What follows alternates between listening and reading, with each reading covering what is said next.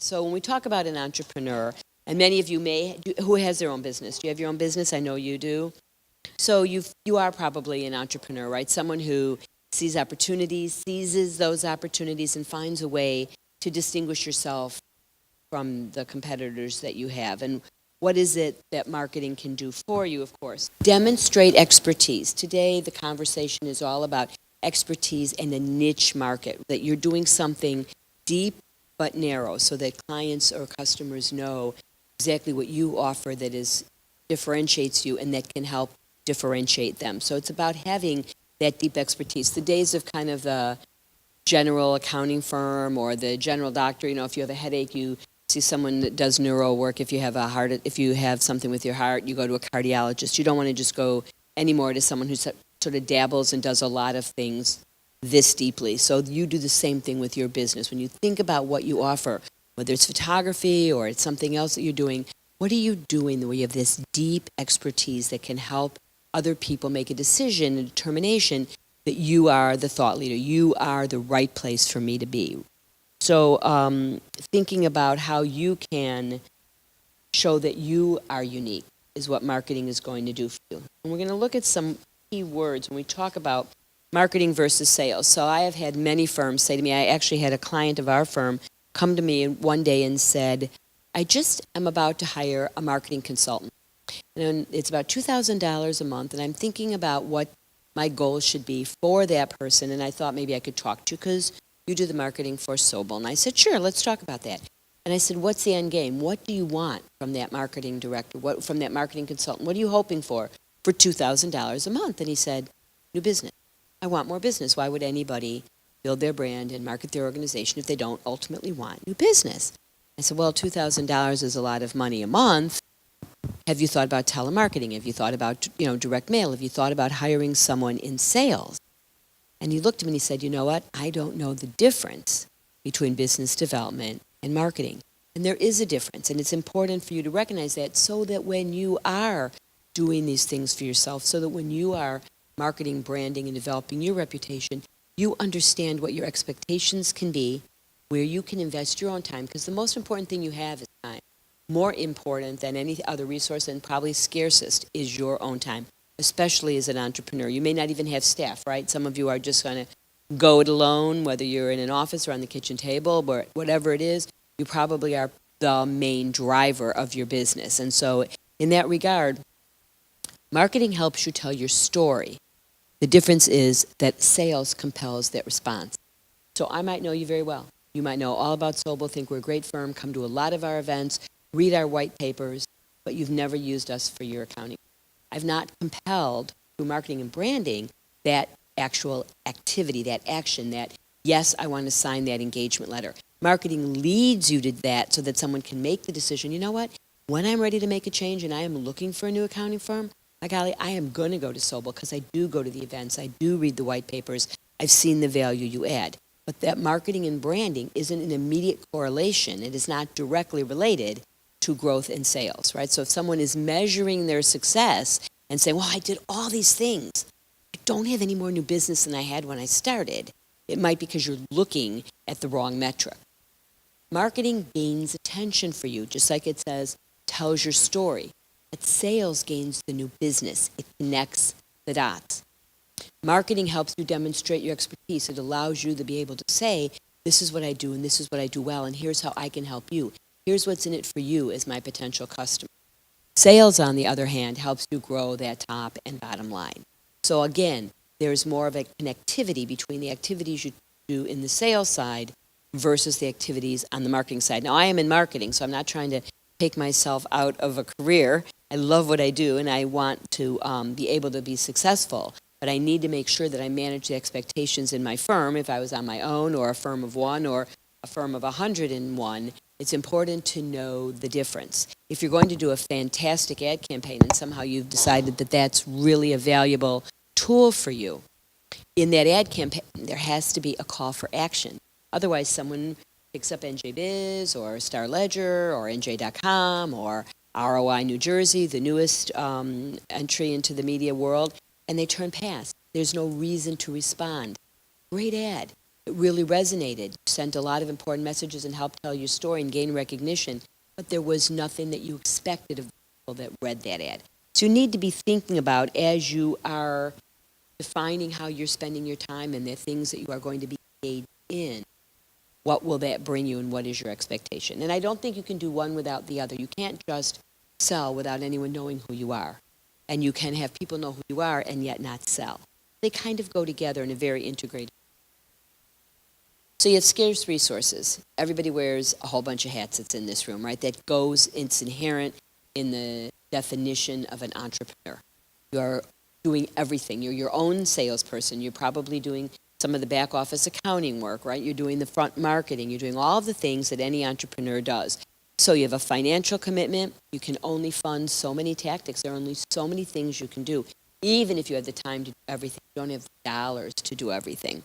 So be strategic. What I'm giving you a special hint here is be targeted. That's why I mentioned the word niche when I said you have an expertise.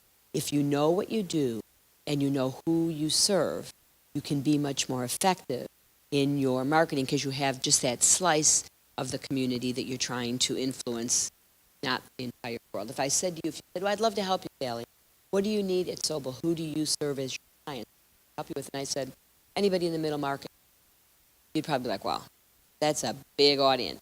So I really probably can't help you because I don't know. But if I said to you, I'm looking for manufacturing businesses probably with a $5 to $15 million annual sales, maybe 100 to 150 people. Maybe they have an employee benefit plan that needs an audit. Now you have a much clearer picture of who I can talk to and the profile of who I can help most effectively so that it helps me as well as the people who are around me who are trying to help me understand exactly the kind of audience that I can be effective in front of. It cannot be all things to all people. It used to be that you would think about the more you and the larger that you cast, the more likelihood you were of being successful, right? You could kind of have this whole marketplace and anybody in it would be a potential client or customer for you. The reality is the broader your scope, really, the harder it is to catch anybody. But when you narrow that, instead of losing people, you lose the people you can't help anyway, and you gain the people whose attention you really want, who are most likely to benefit from what you've got to offer. So we would look at a sample marketing plan. I am going to tell you, I'm going to guess if I ask, perhaps maybe Carrie has an answer to this, but I'm going to guess that if I asked if you have a written marketing plan, raise your hand. You're going to not raise your. Okay, darn it, you just skewed my message here. It's supposed to have a plan. Okay, so that's important. So thank you for that perfect segue. A marketing plan is a living document. I don't even care that you don't have one, but what I would suggest is that you take a piece of paper, even an Excel spreadsheet, and write down for yourself the various things that we're going to look at these different components. We'll go through them one at a time so that you have it in writing. There's something about committing to paper that makes something legitimate and more formal for you and easier for you to embrace, and then easier for you to follow and update. So if you spend some time doing this and you say, well, Sally said I need a marketing plan and we went through all the components and I did this, I'm done. And you open the drawer and put it in. The activity of creating the plan is not your goal. Creating a plan that helps you build your practice, your business, whatever it is that you're doing, is your goal. And it can't sit in the drawer and it can't get to be 10 years old because so much changes. In our world today, things change in 10 minutes, much less 10 days or 10 weeks. So we are going to go through each one of these components. I want you to get comfortable with it. I want you to think about it not as something that's scary, apart from you, something separate and distinct from your activities as a business owner and an entrepreneur. This is integral to everything you're doing. This is completely embedded in all your activities as an entrepreneur. So I want you to think about this, and we will go through each one briefly. So the first thing that was on that list was conduct a situational analysis. Did anybody take Marketing 101 in college or ever have that class? So they talked to you a lot about a SWOT analysis, right? This isn't the SWAT team that's on the roof. This is a different SWAT team. It's your SWAT team, and it's not SWAT. So it is part of your business plan, but it's also specific. You can have a separate marketing component of your business plan. So your business plan is overarching. What do I do well? What is my audience? What's my pricing strategy? And then you drill down, and start focusing on the marketing tactics and the strategy for growth. So yes, it is embedded in your business plan. And that's an important point to make. It's not something, again, apart and separate from everything you're doing. It's a part of what you're doing. So when you do that situational analysis, SWOT is the SWOT, and SWOT stands for strengths and weaknesses, opportunities and threats. Strengths and weaknesses come from within. These are the characteristics in your own business or in yourself. What do I do really well? Where are some weaknesses that I need to overcome?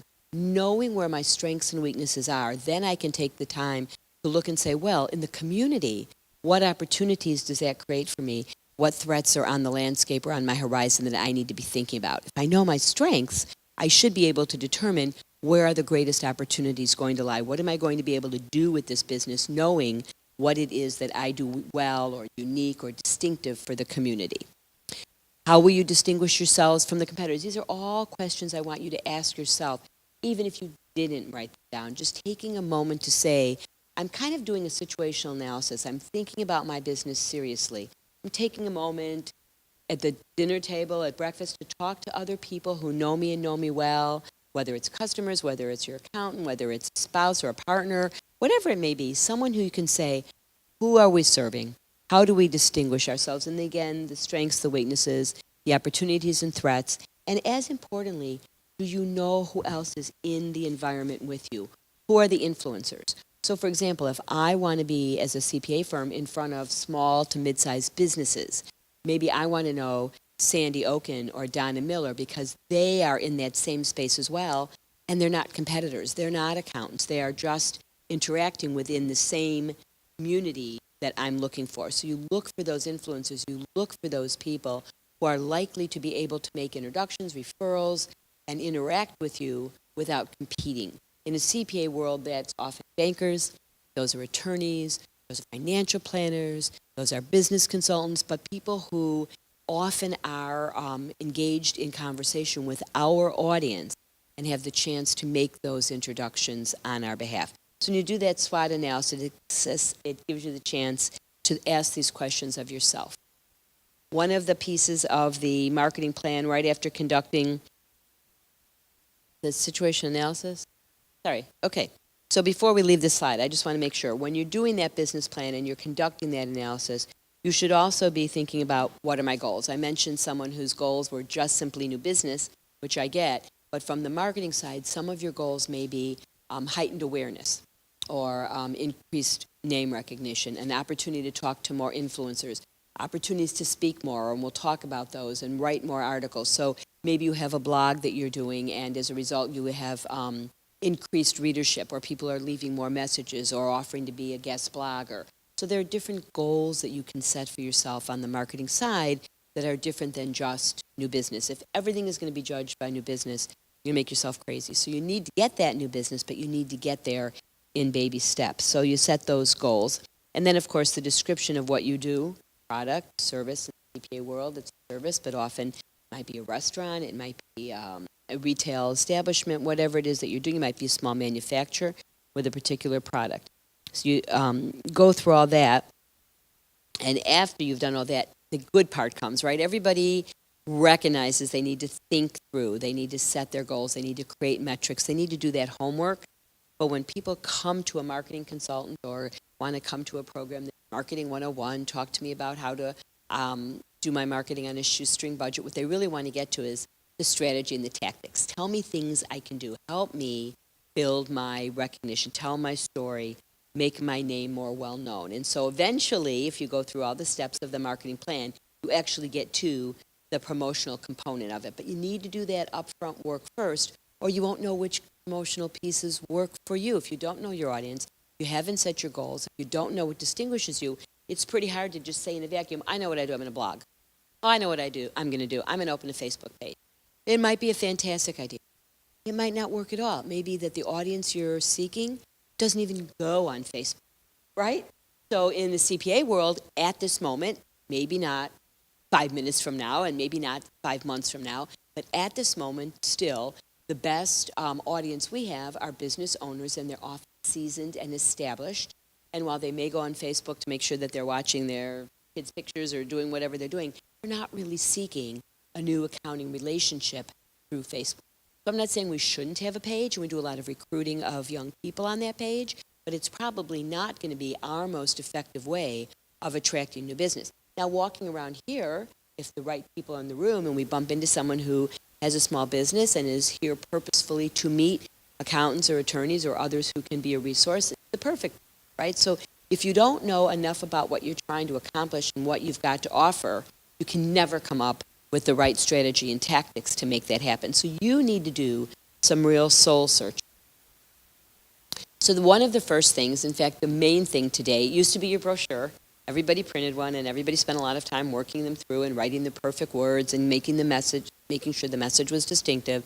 But today, the website is really sort of like the core of everything about you. If you picture a big circle, that website's in the middle with all arrows pointing to it, whether it's your social media, all of the events you hold, everything kind of focuses on that website. It's sort of the glue that holds you together. If you're going to be on LinkedIn, you often refer to your website and point people back to it to read an article you've written. If you're having an event, you tell people we have a great event coming up, register on our website, right? You want to capture those people, keep them on your website, keep them engaged and interested in the things you're doing so that they will ultimately, of course, be interested in interacting with you and perhaps using your services or your products. So when you do that, the content is so important. It needs to be well written. We once had a focus group of young people who came in for recruiting, and we asked them to visit our website on the recruiting pages and tell us what they thought. And the first thing someone commented on was they saw typos. So I'd rather someone tell me so I can fix them than pretend that I don't have spinach in my teeth and just not tell me. But on the other hand, it was pretty sad because here are students coming out of school, very academic focused, looking for they were the best and brightest, and they are looking for an opportunity in a great firm that they believe to be cutting edge, and you go on the website and there's typos. So the content really matters, and of course typos are the least of the issues, but it has to be relevant. If you want me to stay on your website and read an article that's 500 words or 1,500 words or whatever you've written that's important, I need to know what's in it for me. If I'm an accounting firm and I write an article about how important it is for you to have good cash flow and where you can improve your cash flow, you might stick around and read that article because you're like, you know what, I really care about cash flow. Or why are my profits kind of like going out the window? Are you being careful with your expenses? Are you being thoughtful maybe with your inventory? So you are going to read articles that are relevant for you. And so your website, you have to know with crystal clarity, who are you trying to get to that site? And how can you keep them there by demonstrating that you really know a lot about the things they care most about? So your content really matters. It's all you've got. It's the way you showcase and demonstrate who you are and why you matter to that prospect and to your existing clients. Existing clients visit your website as well. If they go and see that you don't look so cutting edge and they've been encouraged by a competitor to visit their website, like, wow, look at the difference. Our accounting firm hasn't put anything new up in 6 months, and I'm over here at a fantastic site where they've got videos and articles and all kinds of graphs and all kinds of documents and key performance indicators that I'm not getting from my own accountant. It's a travesty. So you need to make sure the content is current. Have you ever gone somewhere where you even do a Google search and it comes up and it says in 2009? I'm like, why did I even open that, right? 2017 and everything changed in 2016 anyway. It has to be relevant to them. You can't just write wonderful articles. It's great. I'm glad if you're a wonderful writer and you have an idea and you want to write about it. But if you're going to put it on your website, it should be meaningful to the people that you're bringing to your site. It's sort of like common sense. It's just that people don't always think with common sense, even though they should. It should be informative, which goes along with being relevant, but it should be something that people really want to know, engaging, so that it's interesting to read. We have a wonderful group of people within Sobel that do economic analysis, and they have PhDs, and they write articles like they have PhDs and like they do economic analysis. And after about the second sentence, your eyes have glazed over and you're like, are we going somewhere with this article on valuation? So I say, this is really important information. How about I edit it a bit and then you look at it and see if it's okay. And did I lose anything material in the editing but it's so much more readable, right? So you want people to really feel good about what they're reading. The website also, of course, has to be, I'm focusing on content at the moment, but it has to be easy for you to navigate. People that come to it, if it's circling and downloading stuff and taking too long, people move on. We've got about 2 seconds of patience. And I read somewhere that a goldfish, there was a test done. Did anyone hear this goldfish test? Goldfish have a longer attention span than we do. There was some test done, did something to the bowl, and the goldfish stayed there longer than most people pay attention when they're walking by a tree. So unless goldfish, or if you have a pet store, and goldfish are your target market, or their owners, perhaps you need to think about how long someone's there, so that it has to be easy to navigate, it has to be intuitive, but the content is what's going to keep people there. And everyone's, I shouldn't say everyone, the word of the day is search engine optimization, SEO. Sounds like it's something really fancy, but if you think about it, optimizing your site so the search engines can find you, again, goes back to being a really common sense kind of approach. What do I need to convince the audience I'm targeting and the search engine that I'm an authentic leader? My content's old. What kind of leader are we in the industry? My content's not relevant. What kind of leader are we in the industry? It's not informative. Nobody cares. We're not much of a leader. You never link to me because you don't, we're in the same industry or we're in a related world. You could clearly link to me, but you don't. Does that tell everybody else I'm probably not worth much because other people aren't visiting the site or aren't linking to me? So you just kind of have to be ready for that. And as a startup, as an entrepreneur, as someone with limited resources, I'm not going to say the first thing you want to do is spend $2,000 a month on someone optimizing your site. But you can manage that content. You can share surveys. You can share other articles. You can be the one in control of making sure that your site is a place that people want to be. And again, if you have any questions, just let me know, 'cause it's very informal. Again, when you're trying to show someone, there's that wonderful word that everybody in the industry talks about, and that's thought leader, right? And once a word's picked up, I don't know if anyone else notices this, it's really hard to get past that word. It's like it's the perfect word. I mean, I really want to be a thought leader. I'm trying to find another way to say it, trying to find something more clever that I can say that other people don't say, but really thought leader's it, right? So if you want to be that person that's recognized, it's too good to be overlooked because of what you're doing. Even if the words that describe you, like coach, sound like other people's words, but you're unique and distinctive, whether it's the book you've written, the approach you take, it's something about you that stands out as an authentic leader. How are you showing that? How are you demonstrating that? How are you reinforcing that with the audience that you want to get in front of? And one way to do that is to stand up here and talk about it and tell people we're the experts, right? So you try to get the chances to be the go-to person, to speak at events, to write those articles, and to cooperate with other people. That's why when you did your SWOT analysis, it was so important for you to know who are the other players in your space, who are the other influencers. Because if you know that in your, say you're in construction, and you know that there's an association of builders and contractors, and you can go to that group and say, hey, at your next conference, I'd like to do a session on how to attract and retain quality day labor, right? So if you don't know who the other influencers are, there's nowhere for you to go to tell your story in space that you're trying to own. So you think about that audience, you think about the parameters around it and determine what articles can I write, what stories can I tell, how can I add value. And when you've written that article, one of the great things about that is the word repurpose. You've got a strategy, right? You've written a great article that's really valuable for your audience. And guess what? You can turn it into a presentation. Or reverse, this presentation could become an article on how to market on a shoestring budget. And so you have now the opportunity, you could blog it, you could cut it in pieces, you could put it on your website and do it in installments. You could offer it to friends of yours who have blogs as well and say, why don't you post this on your blog? You have a similar audience to me. You're just doing different things with them, but they would benefit from knowing this information.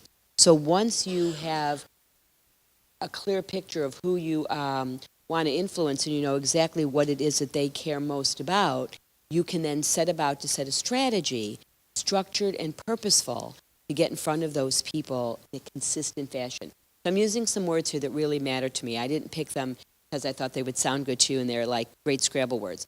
And my daughter always beats me in Scrabble, so it doesn't matter. But I do want you to think about being structured. I want you to think about being purposeful. And I want you to think about being consistent, because that is what's going to set you apart. All entrepreneurs have great ideas. They don't all carry them out or implement them. Many entrepreneurs have fantastic suggestions and have great marketing plans, but they don't follow them consistently. When I first came to Sobel, I talked to them. They had done a wonderful event from the book Good to Great. Some of you have read Jim Collins' Good to Great. If you haven't, it is a good, great book to read. But they had a dinner meeting with their A-plus business clients. They served good and great wine and had a wine tasting. They talked about the book. It was a wonderful event, and every client was asked to bring a guest. So they got to meet people they didn't know and reinforce with their own existing clients the value they added. So I said, oh my God, that was such a great idea. What did you do to follow up? Nothing. What did you do that again the next year? No, it was a one-off. So you had a great event. You figured out how to do it well. You got fabulous feedback from your existing clients and picked up one or two interested parties from the guests that were there, but you never did it again. So it wasn't consistent. It wasn't structured. It wasn't part of a purposeful strategy. It was something that someone at the firm said, I have a great idea. And someone else said, that is a great idea. And they did it. So when you embark on different things, I'm not saying you have to do something every year, and if something doesn't work, know when to let it go, because that's as important as how to keep it going. But if you've got something that's working and you're consistent, you're going to have a lot better results than if you're just trying a bunch of one-offs. I don't know if this is true anymore, but there certainly was a time when the advertisers made a huge comparison between Burger King and McDonald's. McDonald's stuck to what they do. They were structured, they were process-driven, they know exactly how to market and what their message was. And Burger King jumped around. They went to do it your way. They went to different kinds of foods. They added, sometimes McDonald's also adds new items to see and test them, but Burger King always seemed to be disorganized, unsure of themselves, not exactly targeting a key area or knowing how to stick with a particular message, where McDonald's, on the other hand, did that very well. And it paid off for them in the way that they clearly outdistanced Burger King. I'm not sure that exists, if that's still the case, but at the time when I was taking a variety of different advertising classes, it was very clear that what distinguished the two was consistency, purposeful, structured activity, marketing activity. So we do have technology, and because you're targeted and you know who you want to go after, you know what you need to say. So if you're sending out an alert, if you're doing a newsletter, if you're doing something short and sweet, and then again, you might have a few lines of an article and say, click here to get to our website and read the whole article. So it doesn't have to be in the email. You don't have to overwhelm anybody. Bring them back to your website where they have a chance to not only read that article, but perhaps others as well. So use those e-alerts. Be vigilant about being relevant. If you've got an article if you've got a tax change in New Jersey, you might not email that to your clients in New York.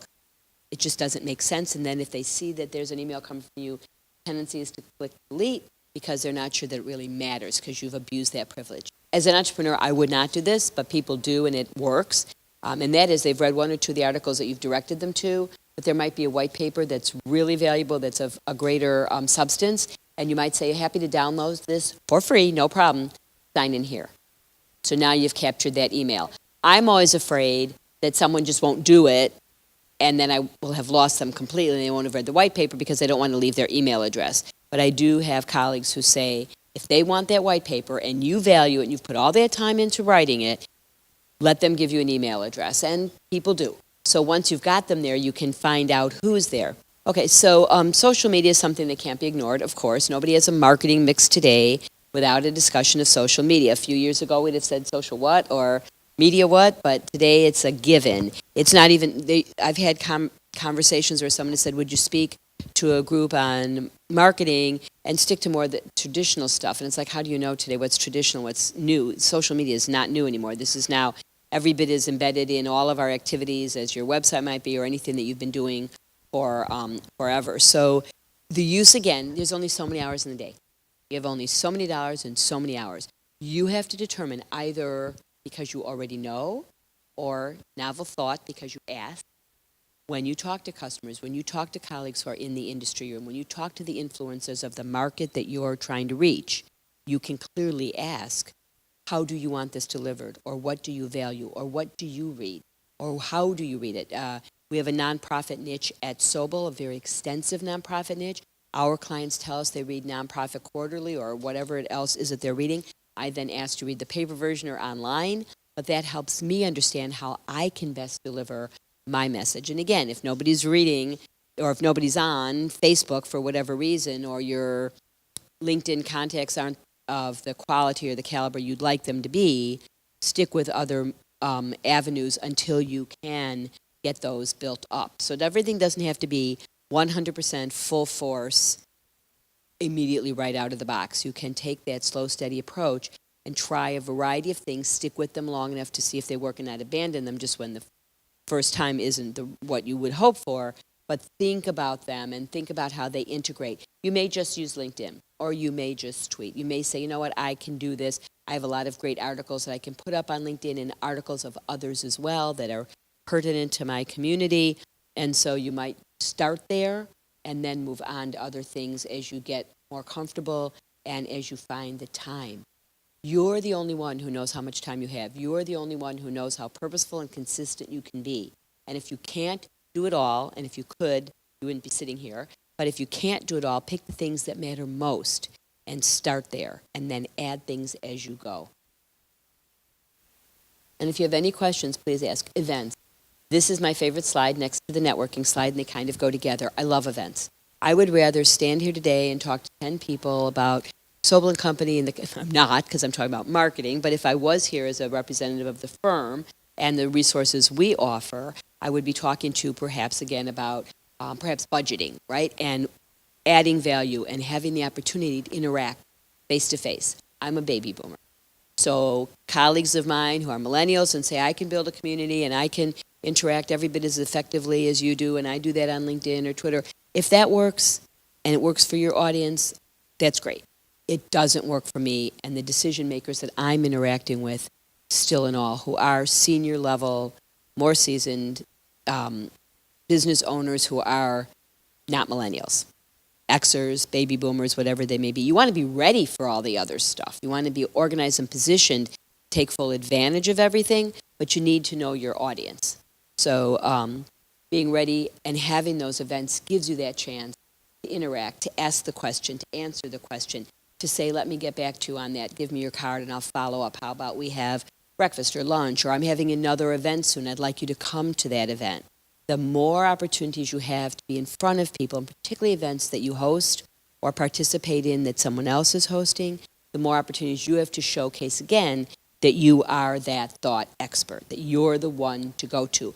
We have people say all the time, and sometimes they say it to the managing partner of our firm, oh my God, I was at your Women in Business breakfast, or I was at your nonprofit symposium, or I was at your manufacturers roundtable. I love your events. And occasionally he'll say to me, are we like in the events planning business? The last time I looked, we were a CPA firm. But yet what he really fully understands, even though he's chiding me gently, is that it is those opportunities that are bringing not only our own clients, who are always being marketed to by our competitors. You think you have a client or a customer and you own them, and they're never going to hear from anybody else?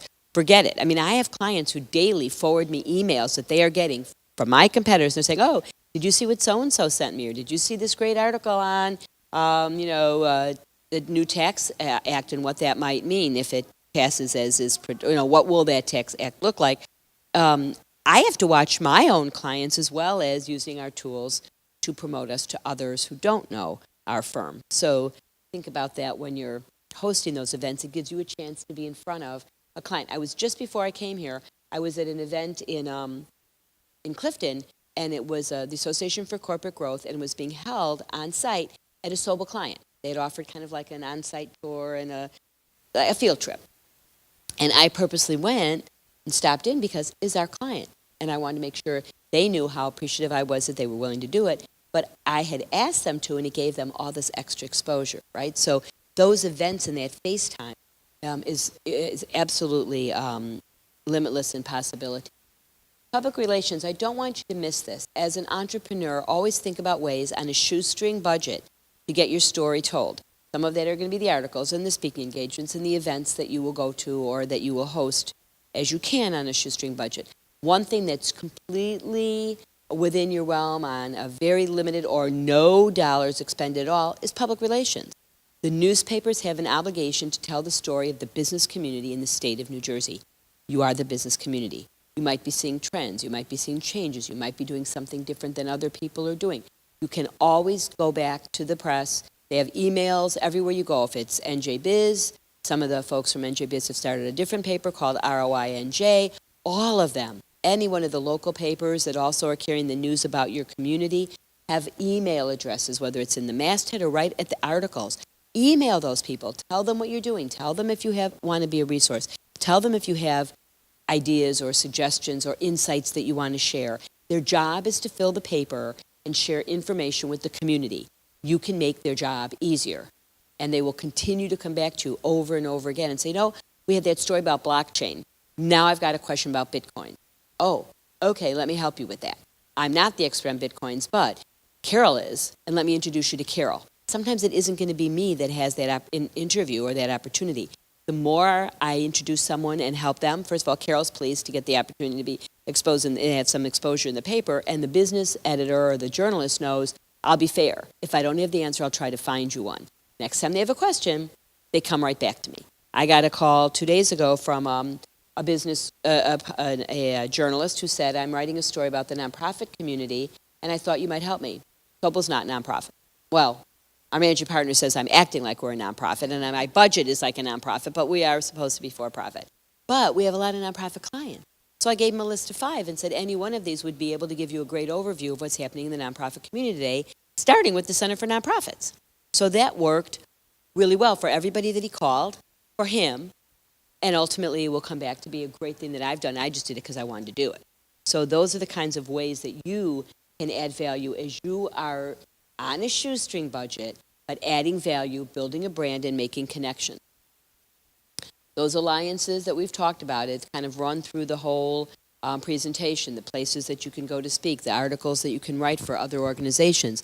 These people, you're creating strategic, purposeful, planned, consistent relationships that you can then leverage and you can help each other. So again, when you do that SWOT analysis and you look at your marketplace, who are the other influencers? Where are the centers of influence that I need to get in front of so that we can help each other? And those are the alliances that you're looking at creating. Whether we like it or not, and whether you're using technology or not, and whether you're a huge organization or not, word of mouth marketing and networking is still and all the best opportunity you have, and especially as an entrepreneur and especially without a large budget, to really be able to tell your story, interact with people, and create a powerful connection. So you need to be in the right place. You need to be using your resources wisely, and that resource is your time.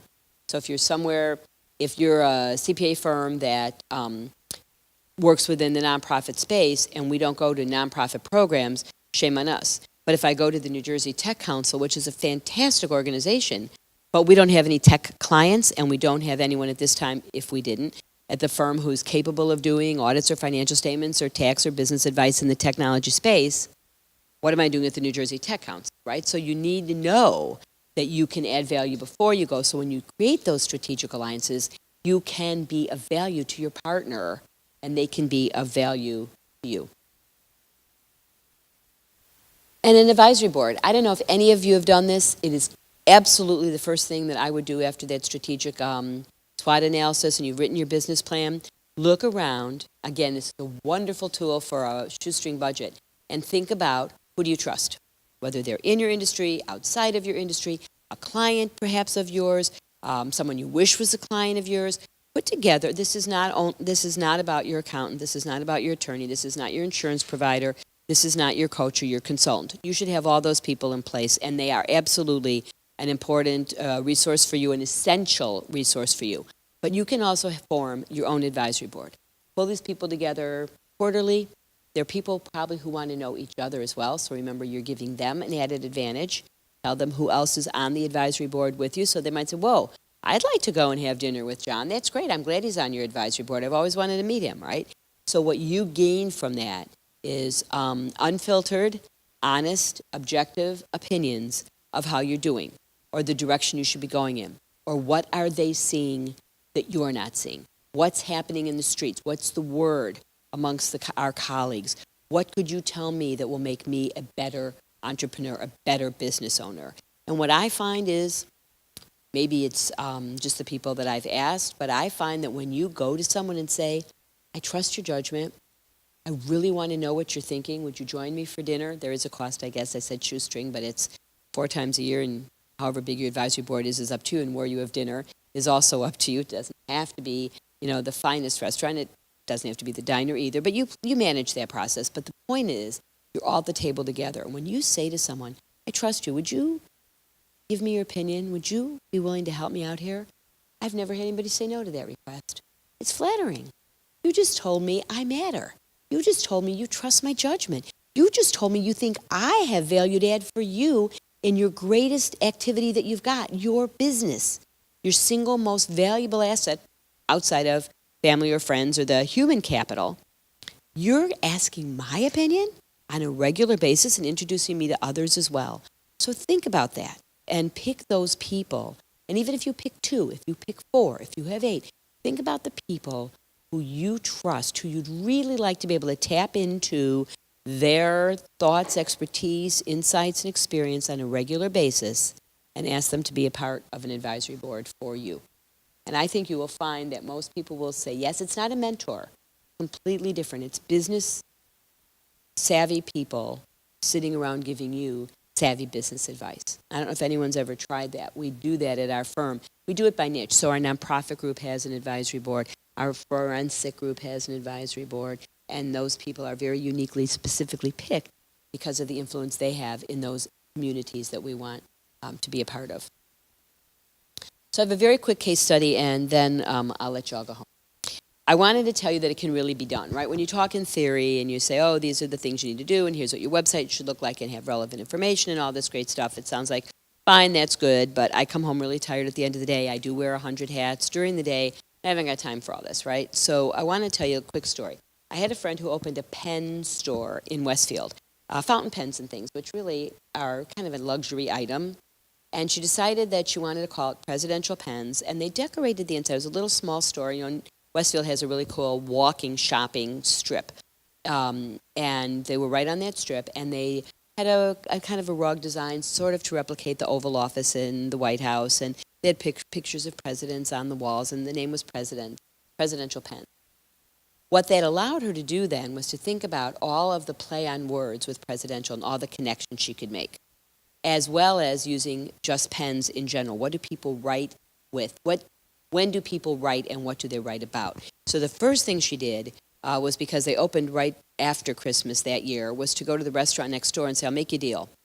February is President's Weekend, is President's birthdays, right? I'll buy the cherry pies, and I will have a coupon. Anyone that comes into my store to buy a pen can come to you. Hopefully they'll eat lunch or dinner, but get a free slice of cherry pie, right? Everybody knows the cherry tree story. So they did the same. They're like, oh, that's a great idea, thank you. So they then said, oh, well, if anybody comes in here that didn't go into Presidential Pens, just came in off the street because we have a nice customer base, we'll give you a coupon to go next door and check out and get a discount on a cherry red pen that she had in her case, right? So they kind of went up and back. And then she filled out a calendar for herself, looking at seasonality as well as the various demographics of the other shopkeepers in the community, and said, okay, how can we match up together, those strategic alliances, purposefully driving people in, thinking about the fact that you've paid your rent, you've turned on your lights, and you've done whatever, whether you're there or not. So the store would have normally closed, let's say it's 7. So they did a lot of activities from 7 to 9. People are still walking around the community, there's still traffic, but should have normally been closed. It's sunk costs. So at Christmas one year, they had Santa Claus, they had a mailbox that they had brought inside, and they had kids. They advertised through the schools and did a lot of stuff. Come in and write your letter to Santa. They had someone dressed as Santa, and then they wrote, or they had someone that was like an elf, not Santa, because he wouldn't be there. So they had an elf, and the kids wrote letters. Who brought the kids? The parents. While the kid's writing the letter, the parents are looking in the window, at the case and seeing all these beautiful pens. And not all of them Mont Blanc, right? Some very reasonably priced. And the kids would then have to put their name and address on the letter. And one side was addressed to Santa, one side with their address. Put them in this little mailbox, and when the parents left, they sent them the letters and said, this is what your kid wrote. So there was something every month that was like that. In June, they advertised not only bridal gifts, but how to write a thank you note. And they had an etiquette person who came in after hours. They served wine and cheese, which I think brought a lot of people in, regardless of the thank you note. And they had the opportunity to see how to write a perfect thank you note that really expresses to your guests how appreciative you are. So every single month they did something that cost them so little whether it was, a platter of crackers and cheese, a couple of bottles of wine. These weren't, the finest of, this wasn't Dom Perignon. And not that you have to, there's a big spread between a $10 bottle of wine and a $510 bottle of wine or whatever it might have been. But they didn't do that. It was just the fun of it, the fun of being together. And they thought about it long and hard and came up with 12 different activities throughout the year. Some brought business to other people in the shopping area. Some were just unique to the Penn store. But in every instance, it was something that told their story. They didn't have to take out ads in the paper. They didn't have to do all the things that someone might do with a bigger budget because their door was open to the community in a unique and extraordinary way. So those are the kinds of things. And in a bigger organization like Sobel, we have a nonprofit niche, as I've said. We teach a class at the Fairleigh Dickinson University Nonprofit Certificate Program. We belong to the Morris Chambers Nonprofit Council. I'm on the board of the Center for Nonprofits. We write a newsletter to nonprofits, and we highlight a different one each month so that they tell their board and share the newsletter. We have a roundtable every quarter for executive directors. We have a roundtable every quarter for board chairs. The amount spent is so minimal. A platter of bagels, a container of coffee. And I have 50 nonprofit board chairs coming in saying, wow, this is a great event that Sobel hosted at no cost to me. And they connected me to other board chairs, and I've learned so much. When's the next one? Now, when they're ready to make a change, if they make a change, because I've not done sales, I've done marketing, when they're ready to make a change, and that audit committee chair says, I'm thinking we need to rotate our accounting firm, or we need to look elsewhere, our accountant moved, retired, whatever, someone at board chair is going to say, wait a minute, hold on. I've been going to the Sobel board chair roundtables for like 3 years now. Can we bring them in? We're not going to be the only ones in the mix, but we're going to be in that mix.